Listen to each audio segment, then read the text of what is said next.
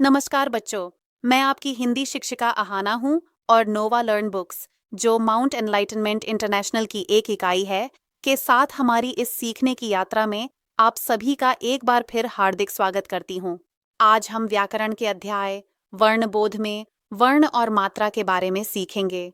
इस पाठ में आप जानेंगे कि भाषा की सबसे छोटी इकाई ध्वनि होती है और जब इन ध्वनियों को लिखित रूप दिया जाता है तो वे वर्ण कहलाते हैं। विभिन्न वर्णों के क्रमबद्ध समूह को वर्णमाला कहते हैं। हिंदी वर्णमाला में स्वर और व्यंजन होते हैं, जिनका सही उच्चारण और प्रयोग भाषा को शुद्ध बनाता है। इस अध्याय में हम यह भी समझेंगे कि स्वरों की मात्राएं कैसे बनती हैं, उनका प्रयोग शब्दों में किस प्रकार किया जाता है, तथा अनुस्वार, अनुस्वार, विसर्ग और संयुक्त व्यंजन क्या होते हैं। साथ ही आप उच्चारण स्थान और वर्ण भेद के बारे में भी जानेंगे, जिससे आपकी पढ़ने और लिखने की क्षमता बेहतर होगी।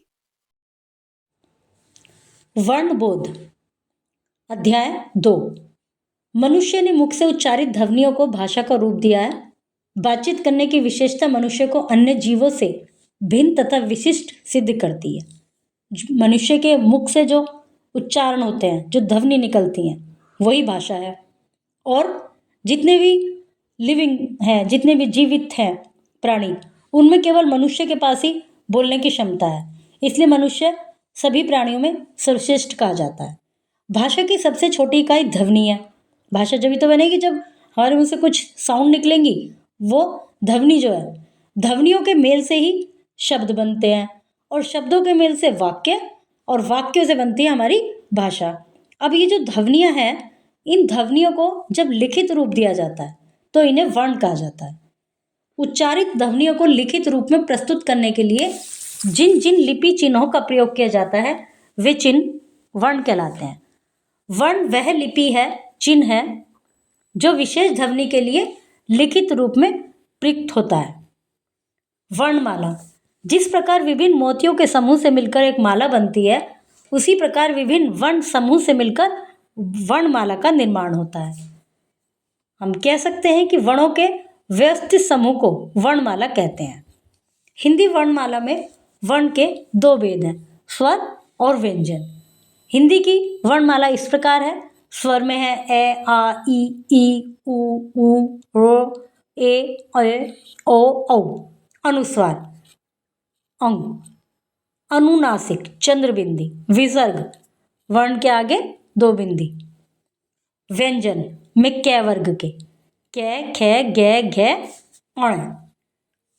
च वर्ग के च, छ, ज, झ, अण। ट वर्ग ट, ठ, ड, ढ, अण। ये पंचम वर्ग कहलाते हैं। त वर्ग त, थ, द, ध, न। प वर्ग प, फ, ब, भ, म। अंतस्थ व्यंजन य, र, ल, व। ऊष्म व्यंजन श, श, से है। संयुक्त व्यंजन जो दो से मिलकर बनते हैं, श, त्र, ज्ञ, श्र। अतिरिक्त व्यंजन ड़, ढ। आगत ध्वनियाँ ओ, ज, फ।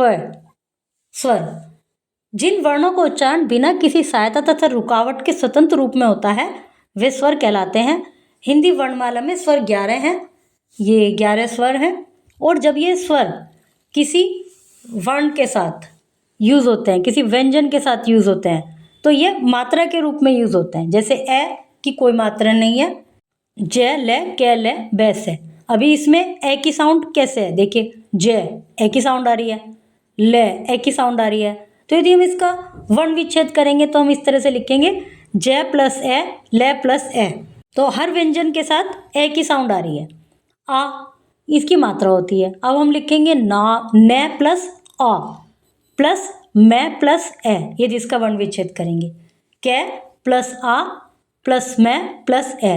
तो जब उसको व्यंजन के साथ लिखा जाता है, शब्द बनाया जाता है, तो वो मात्रा के रूप में यूज होता है। नया में छोटी, छोटी में वी, विपदा, निम्न, विश्व। बड़ी, अब यदि इसका वर्ण विच्छेद करें जीवन का, तो ज प्लस बड़ी प्लस व प्लस ए प्लस न प्लस ए, इस तरह से लिखेंगे। पर जब हमने उसको शब्द बनाया, व्यंजन के साथ यूज किया, तो उसकी मात्रा लगाई। ऊ, छोटे ऊ की मात्रा ये भी मात्रा ऐसे नीचे लगती है, शत्रु, सुमन, मधुर। बड़े ऊ की मात्रा दूर, फूल, धूल। रे जो रे होता है ऋषि, मृग, कृति, ये अलग अलग व्यंजन में अलग अलग जगह पे लगाया जाता है। ये भी आप आगे पढ़ेंगे, नीचे दिया हुआ है, पढ़ते हैं उसको भी। मृग, कृति, वृक्ष सब में नीचे लगा हुआ है इसमें, लेकिन कुछ शब्द ऐसे होते हैं जिनमें नीचे नहीं लगता। ए मेज, देश, सेना। ऐ मैल, बैल, मैना। ओ मोल, चोर, घोर। औ बौर, पौधा, कौवा। स्वरों का प्रयोग मात्रा व मूल रूप दोनों प्रकार से होता है। व्यंजन के साथ लिखते समय स्वरों की मात्रा लगाई जाती है। रे में ऊ तथा ऊ की मात्रा नीचे न लगाकर रे के पेट में लगाई जाती है। जैसे रुक लिखते हैं तो रे में ऊपर ही लगाते हैं। रे की मात्रा व्यंजन के पैर में लगाई जाती है, मतलब रे में पीछे लगाई जाती है। और भी आगे जैसे और भी शब्द आएंगे उसमें भी अलग तरह से लगती है व्यंजन में, और बाकी व्यंजन में पैर में लगाई जाती है। पैर से मतलब जैसे ऊपर लग रही है मृग में। अनुस्वार, एक बिंदी केवल। अनुस्वार शिरोरेखा के ऊपर बिंदु के रूप में लगाया जाता है। इसका उच्चारण नाक से होता है। गंगा, हंस, कंठ, अंगूर, अंग। अनुनासिक, अनुनासिक का उच्चारण सभी स्वरों के साथ होता है। इसका उच्चारण करते समय नाक और मुंह दोनों से हवा निकलती है, जैसे आंख, हंस, पहुंचना, आवश्यकता है। विसर्ग, विसर्ग का प्रयोग मुख्यतः तत्सम शब्दों में होता है। इसका उच्चारण है की बात ही किया जाता है। नमः, प्रातः, प्रायः, अंतःकरण और तत्सम शब्द में होता है। स्वरों के भेद, ह्रस्व स्वर, दीर्घ स्वर और लुप्त स्वर। स्वरों के 3 भेद हैं। ह्रस्व स्वर, जिन स्वरों के उच्चारण में बहुत कम समय अर्थात एक मात्रा का समय लगता है उन्हें ह्रस्व स्वर कहते हैं। इन्हें मूल स्वर भी कहा जाता है। ये संख्या में 4 होते हैं। ए, ई, उ, रो। दीर्घ स्वर, जिन स्वरों के उच्चारण में ह्रस्व स्वर से दुगना समय लगता है उन्हें दीर्घ स्वर कहते हैं। जैसे आ, बड़ी, दुगना समय लग रहा है, अभी छोटी है फिर बड़ी है। ऊ, छोटा हुआ है बड़ा हुआ है। ए के दोनों इसमें आते हैं, ओ और औ। लुप्त स्वर, जिन स्वरों के उच्चारण में 3 मात्रा का समय अर्थात ह्रस्व स्वर से 3 गुना समय, तो उनको कहते हैं लुप्त स्वर, और इनका चिन्ह ये बना हुआ होता है, ओम, भैया, मैया आदि। लुप्त स्वरों का प्रयोग संस्कृत में किया जाता है, इनका प्रयोग हिंदी में नहीं किया जाता। व्यंजन, जिन वर्णों को उच्चारण करते समय मुंह से निकलने वाली वायु रुकावट के साथ बाहर निकलती है और उनके स्पष्ट उच्चारणों में स्वर की सहायता लेनी पड़ती है। मतलब व्यंजन के जिन वर्ण के उच्चारण में स्वर की सहायता लेनी पड़ती है। जैसे मैंने अभी ऊपर बताया था कि ए लिख रहे हैं, हम लिख रहे हैं कै, तो उसमें ए की साउंड आ रही है, तो स्वर की सहायता लेनी पड़ती है। उन्हें व्यंजन कहा जाता है। व्यंजनों के उच्चारण में मुख से निकलने वाली वायु अवरुद्ध होकर बाहर निकलती है। सभी व्यंजनों में ए स्वर निहित होता है। इनकी संख्या मूल रूप से 33 है। व्यंजन के वे 3 व्यंजन है। स्पर्श व्यंजन, जिन वर्णों को उच्चारण करते समय मुंह से निकलने वाली वायु मुख के विभिन्न भागों कंठ, जिह्वा, होठ, तालु आदि को स्पर्श करती हुई निकलती है, उन्हें स्पर्श व्यंजन कहते हैं। कैसे मैं तक के 25 व्यंजन स्पर्श व्यंजन है। स्पर्श व्यंजनों के 5 मुख्य वर्ग हैं, जिनका नाम उस वर्ग के पहले वर्ण के आधार पर रखा गया है। प्रत्येक वर्ग का अंतिम वर्ग वर्ण पंचम वर्ण कहलाता है। जैसे कै स्टार्ट है, कै पहला है तो कै वर्ग कहा गया है। च पहला है तो च वर्ग कहा गया है। ट पहला है तो ट वर्ग, त पहला है तो त वर्ग और प पहला है तो प वर्ग कहा गया है। फिर है अंतस्थ व्यंजन। अंतस्थ व्यंजन वे होते हैं जिनका उच्चारण करते समय जिह्वा मुंह के किसी भी भाग को पूर्णतः स्पर्श नहीं करती। इनका उच्चारण स्वरव्य व्यंजन के मध्य का होता है। अंतस्थ व्यंजन संख्या में 4 होते हैं। जैसे ये, तो थोड़ा महसूस करिए बोलने में कि कहीं भी टच नहीं हो रहा है। व, ल, व। ऊष्म व्यंजन, जिन व्यंजनों के उच्चारण में वायु मुख के विशेष भागों को स्पर्श करने के कारण गर्म हो जाती है, उन्हें ऊष्म व्यंजन कहा जाता है। ये भी 4 हैं। श, श, से है। स्मरण बोध, अतिरिक्त व्यंजन। ढ़ अतिरिक्त व्यंजन है। इनका प्रयोग कभी भी शब्द के प्रारंभ में नहीं होता। जैसे जब जो शब्द जैसे सड़क है तो बीच वाले में होता है। इनका प्रयोग शब्द के मध्य या अंत में होता है। जैसे सड़क, बढ़ई, पढ़, लड़ना आदि। आगत ध्वनियाँ अ, ज़, फ आगत ध्वनियाँ हैं। अ ध्वनि अंग्रेजी भाषा से हिंदी में आई है। व, ज तथा फ ध्वनियाँ उर्दू भाषा से आई हैं। इसमें थोड़ा सा ज, फ इस तरह की साउंड रहती है। विदेशी भाषा से हिंदी में आने के कारण इनको आगत ध्वनियाँ कहा जाता है। संयुक्त व्यंजन, जब दो व्यंजनों के बीच कोई स्वर नहीं होता उन्हें मिलाकर लिखा जाता है। इस प्रकार मिलाकर लिखे गए संयुक्त व्यंजन कहलाते हैं। ये चार हैं। क्ष, कै में यहाँ पर हलंत लगाया हुआ है, ए नहीं, इसको यदि वर्ण विच्छेद करेंगे तो ए नहीं लिखा। श, क्ष, रक्षक, कक्षा, क्षत्रिय, त्रय, तय और रै से मिलकर, और ज्ञ, ज्ञ और अण से ज्ञ, अ से मिलकर ये की साउंड आती है इसमें थोड़ा सा। ज्ञान, यज्ञ, आज्ञा। शर, ए, श्रय, श्रवण, श्रम, श्रीमान। द्वित्व व्यंजन, जब एक स्वर रहित व्यंजन का समान स्वर रहित व्यंजन से मेल होता है, दो सेम व्यंजन मिलते हैं स्वर रहित, तो वह द्वित्व व्यंजन कहलाता है। जैसे पट्टी, मक्का, सच्चा, चम्मच। देखिए इसमें जिसमें पूरा बनाया हुआ है उसमें नीचे हलंत लगाया हुआ है, जिसमें पूरा नहीं है उसमें आधा है। जैसे मक्का में आधा क्या है, पूरा दूसरा। पट्टी में दोनों ही पूरे हैं लेकिन उसमें हलंत इसलिए लगाए क्योंकि इसमें स्वर नहीं है। इसका यदि वर्ण विच्छेद करेंगे तो स्वर नहीं लगाएंगे।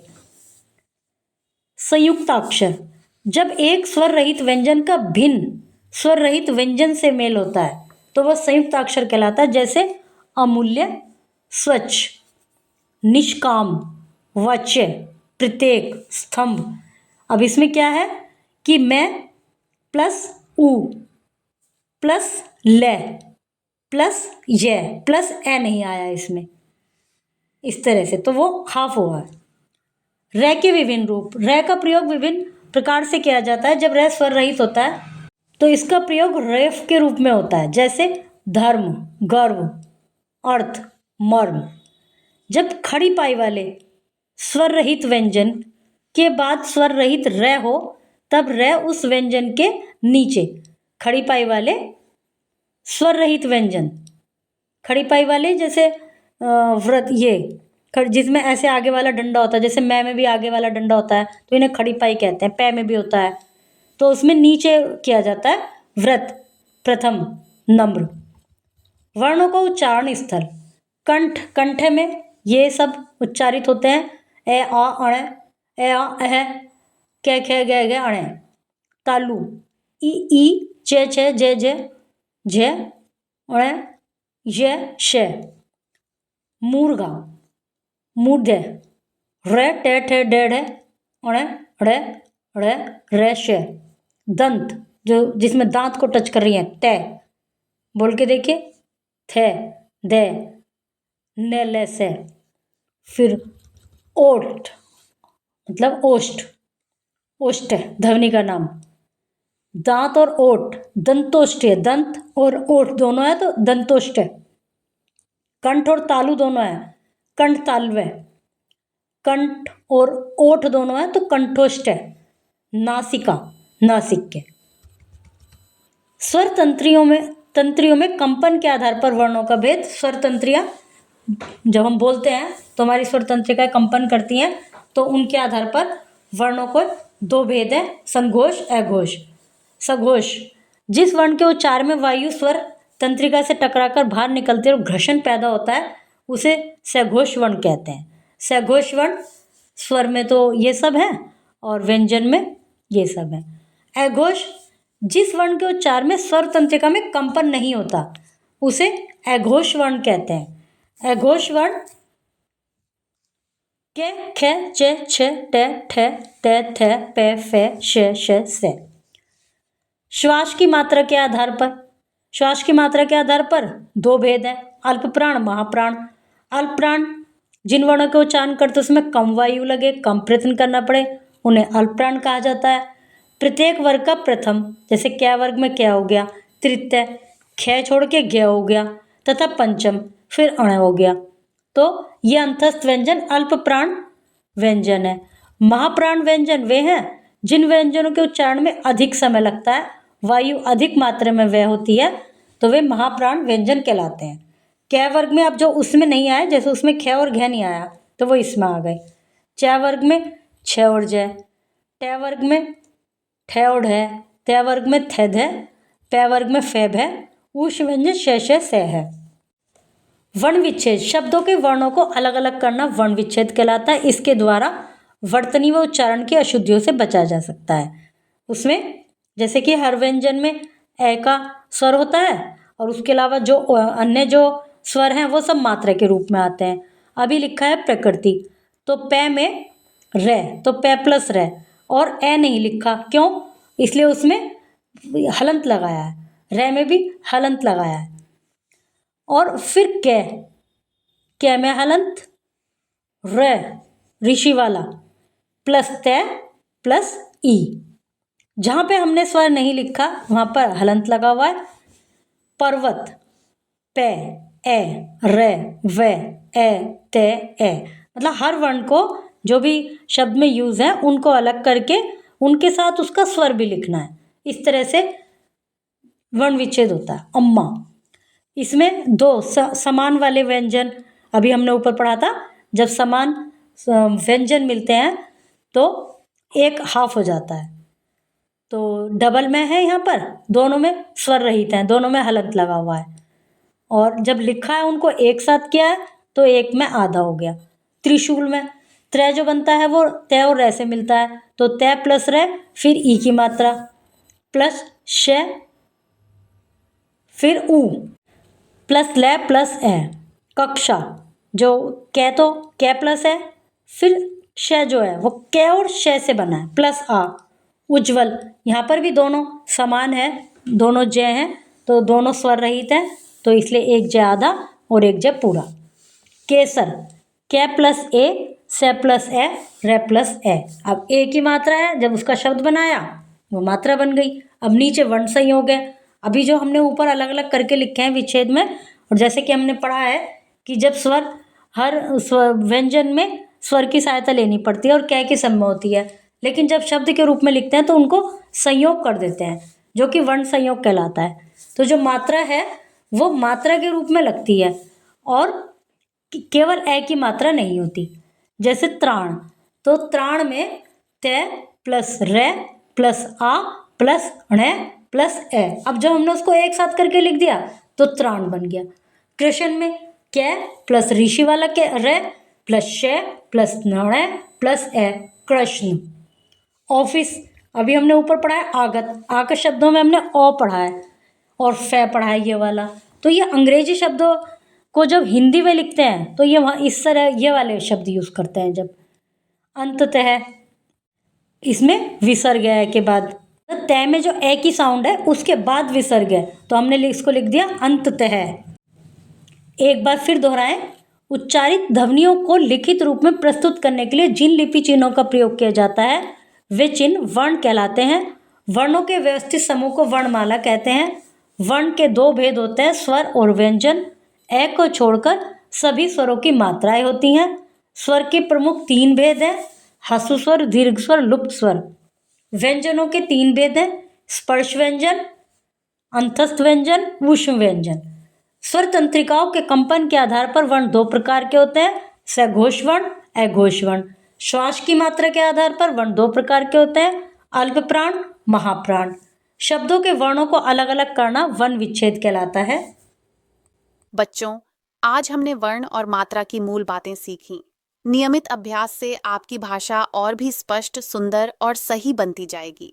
अगले पाठ में हम एक नए रोचक विषय के साथ फिर मिलेंगे। धन्यवाद और शुभ अध्ययन।